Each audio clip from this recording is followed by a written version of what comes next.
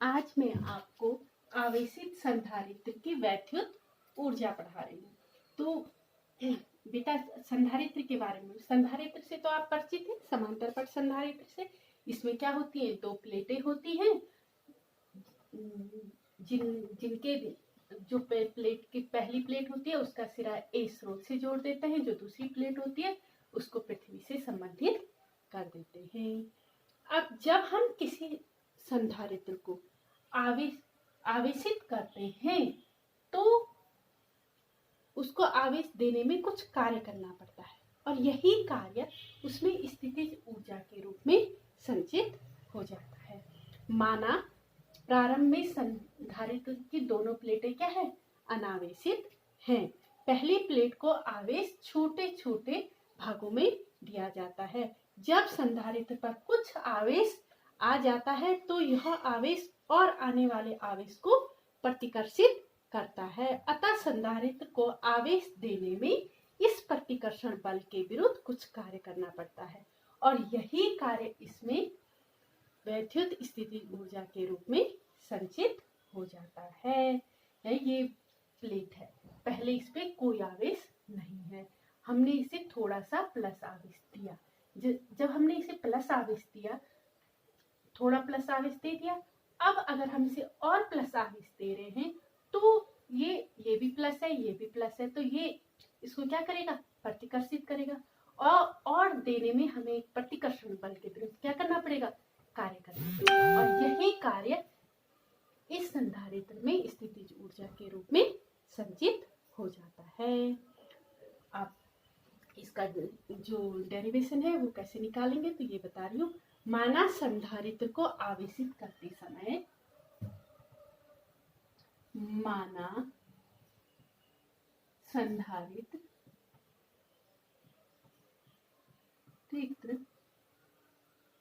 को आवेशित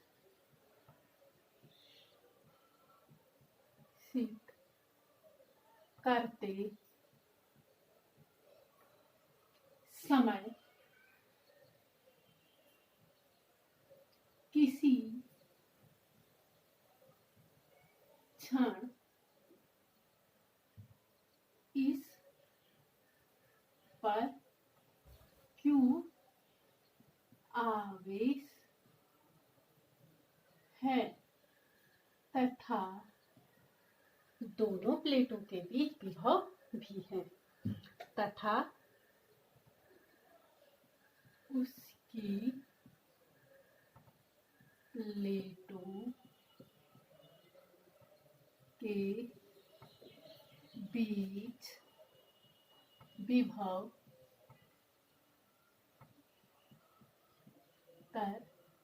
विभवांतर भी बराबर Q/C है। ठीक है ना। माना कोई क्षण ऐसा है जब हमने इसे प्लस स्मॉल q आवेश दिया है और इसकी प्लेटों के बीच विभव भी है। ठीक है। अब उस संधारित्र को एक अत्यंत सूक्ष्म आवेश dq देने में किया गया कार्य। अब संधारित्र को अत्यंत सूक्ष्म आवेश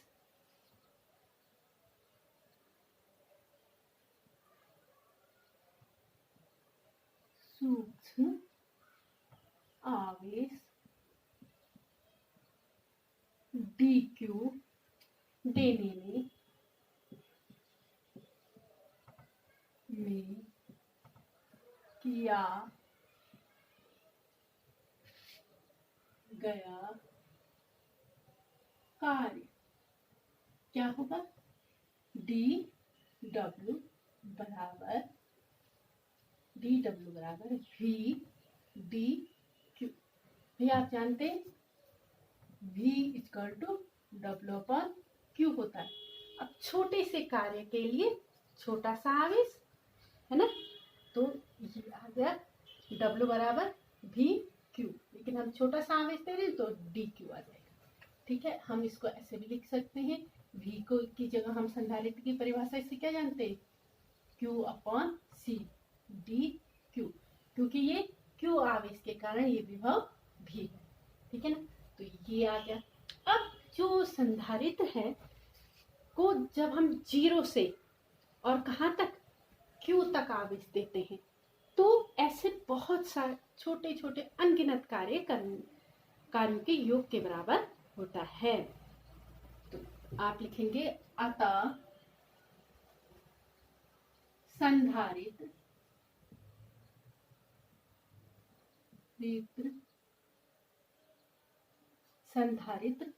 को 0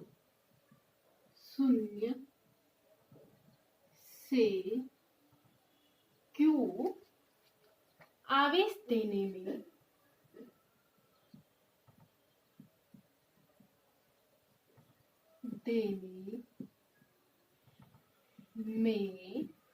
आवेश देने में किया गया कुल कार्य, अतः संधारित्र को 0 से q आवेश देने में किया गया कुल कार्य ऐसे अनगिनत छोटे छोटे कार्यों के योग के बराबर होता है। कार्य ऐसे अनगिनत छोटे छोटे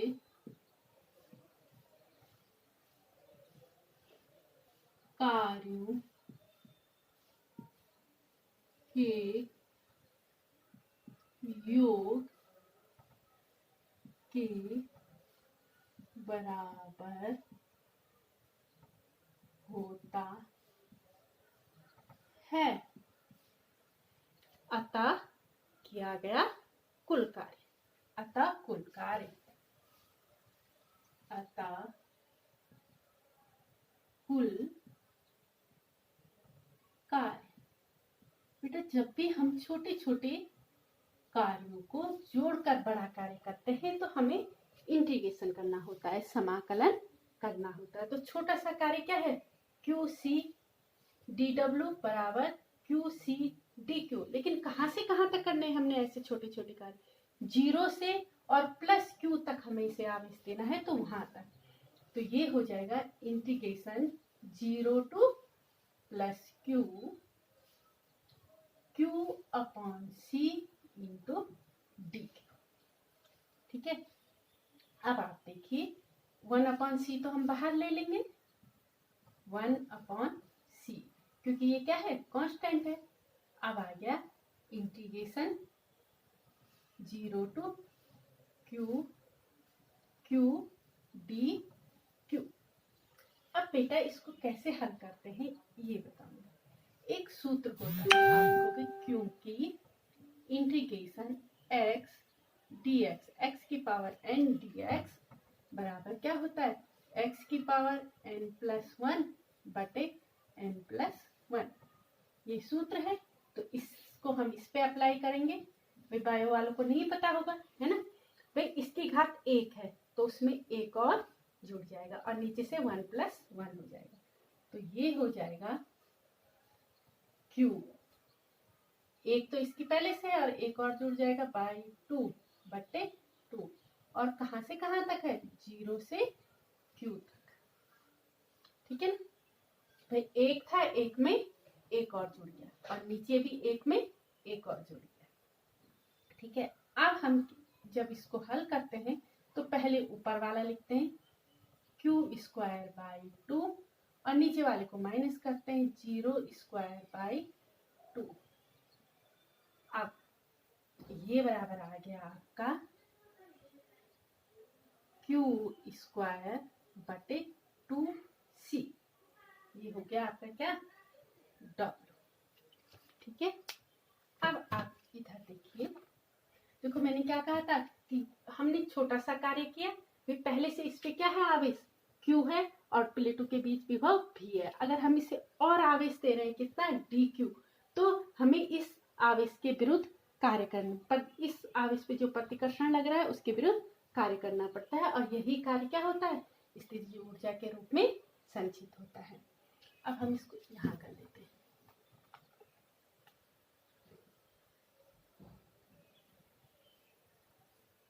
ठीक है, W बराबर हो गया आपका Q² अपॉन 2C, लेकिन धारिता की परिभाषा से, चूंकि Q इक्वल टू CV, तो क्या हो जाएगा W बराबर CV का वर्ग,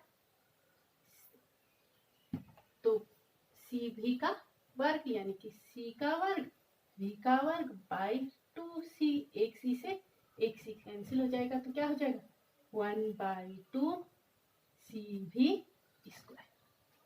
ठीक है, और यही कार्य किसके रूप में, यही कार्य संधारित्र की वैद्युत स्थितिज ऊर्जा के रूप में संचित हो जाता है। यही कार्य वैद्युत स्थितिज ऊर्जा के रूप में संचित हो जाता है। अतः U बराबर 1/2 CV², और इसे आप अन्य रूपों में भी लिख सकते हैं, क्या है Q² अपॉन 2C था, और या फिर क्या लिख सकते हैं आप इसको 1/2 QV, 1/2 QV। तो ये आपकी स्थितिज ऊर्जा का सूत्र है। फिर से एक बार रिवीजन करा देती हूँ।